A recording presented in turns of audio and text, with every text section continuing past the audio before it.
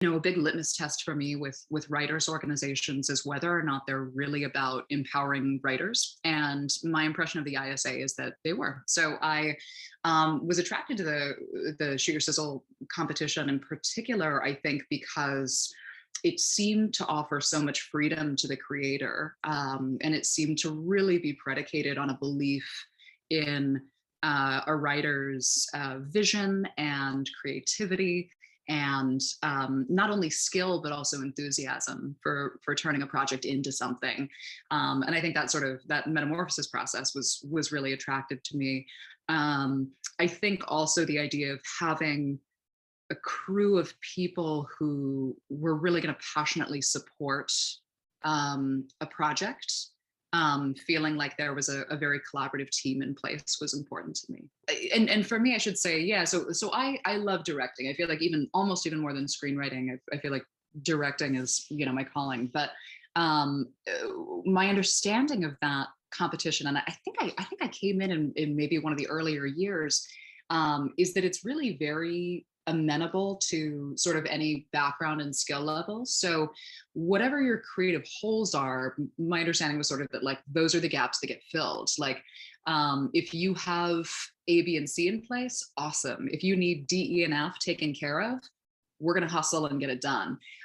So I think one thing that's really strong about this particular competition is that it is organic in that way, that there is a kind of dedication to meeting the creator at the level of their skill, interest, and intent, which is not always the case with this type of competition. So I do think that sets it apart. It felt like a very custom approach to me. Nightingale is a TV series project that I'm really passionate about.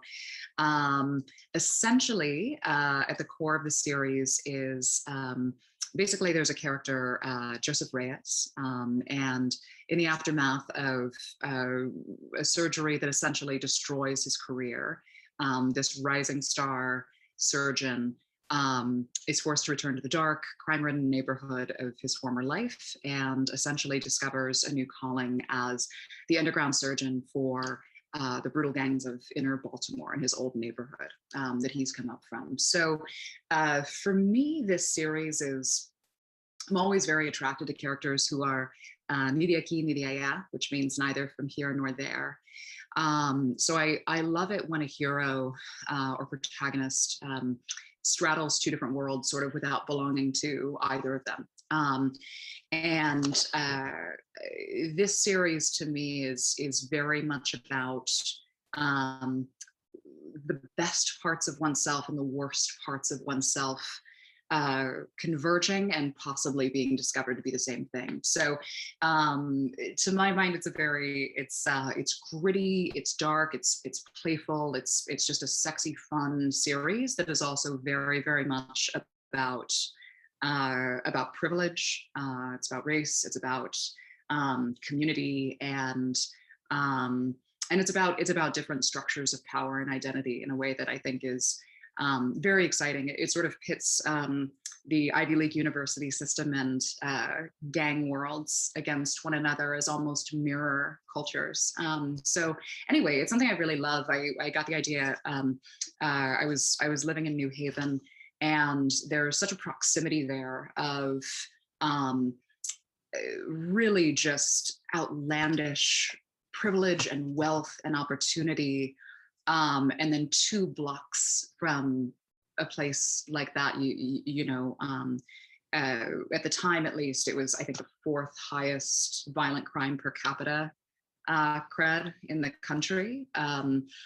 And I think that the proximity of, I guess I should say too that I have a background as an EMT and have lived in some different places that sort of explore that proximity of violence and a kind of sociopolitical power. And to me, this felt like a very true fiction. And so the original locus of the story emerged really organically out of that that New England Ivy League gang culture kind of confluence. So I got licensed as an EMT basically straight after getting an undergraduate degree in philosophy, and I was like, I have to do something that is operating further down than my chin. And so I went out pretty much right away and like enrolled to become an EMT.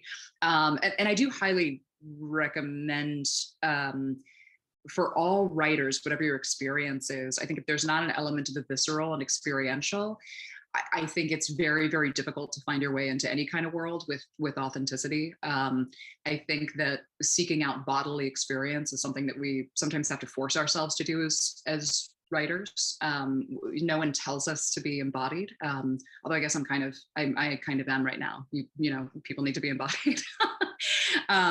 But yeah, for me, I think that was probably a very influential experience in really wanting to converge the intellectual and the visceral in the kind of work that I do. When you do a sizzle for a feature, it's different than doing a sizzle for a series. And what you get in a series is that it is extraordinarily important in any kind of visual tease to introduce the worlds. So when I sat down and started looking at all these pieces that I love, obviously there were little lines, there were little moments that I knew had to be in there. But more than anything, I wanted to identify the moments that say, okay, who are we following? What is this about? And what is the world that we're getting into? I think it's crucial, obviously, for features and TV series.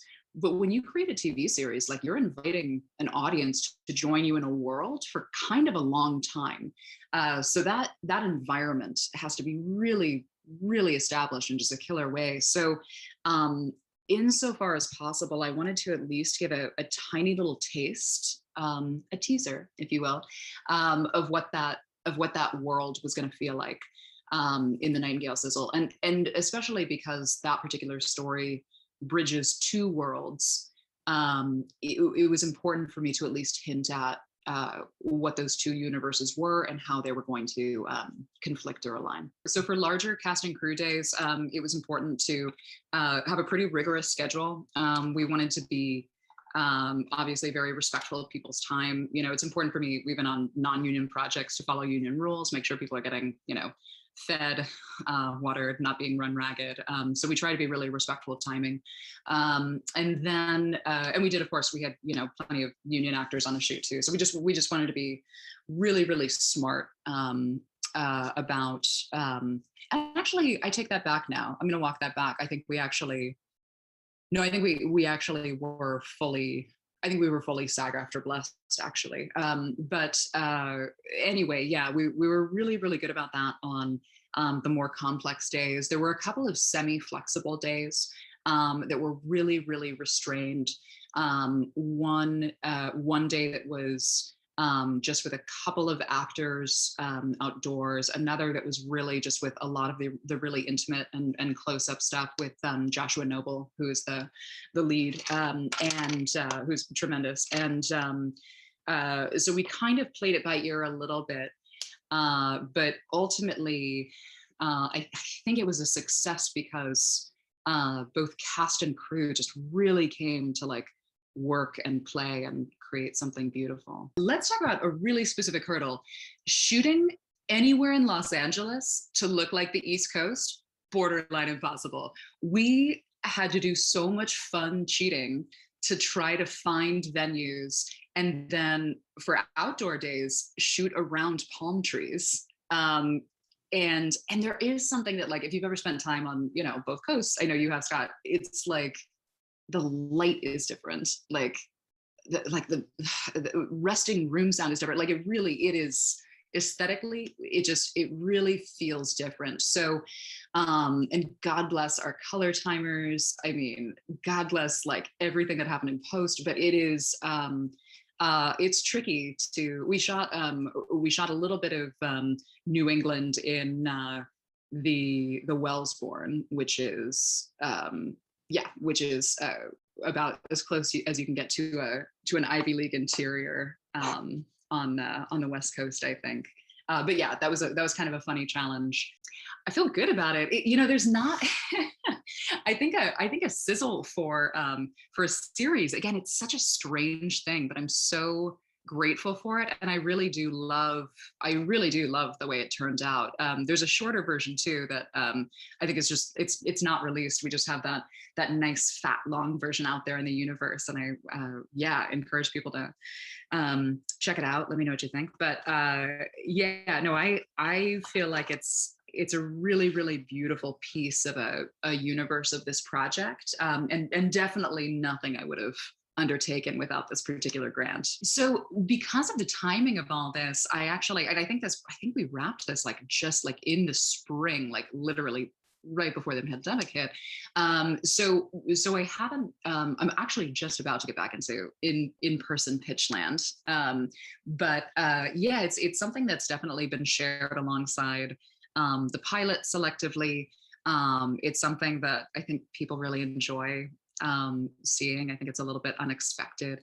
But we live in a great era now where, if you want to sell a project and if you want to create something, there are a lot of ways to do that. You can be really creative in terms of what you choose to include. And so, I think it's always a blast to share the trailer link.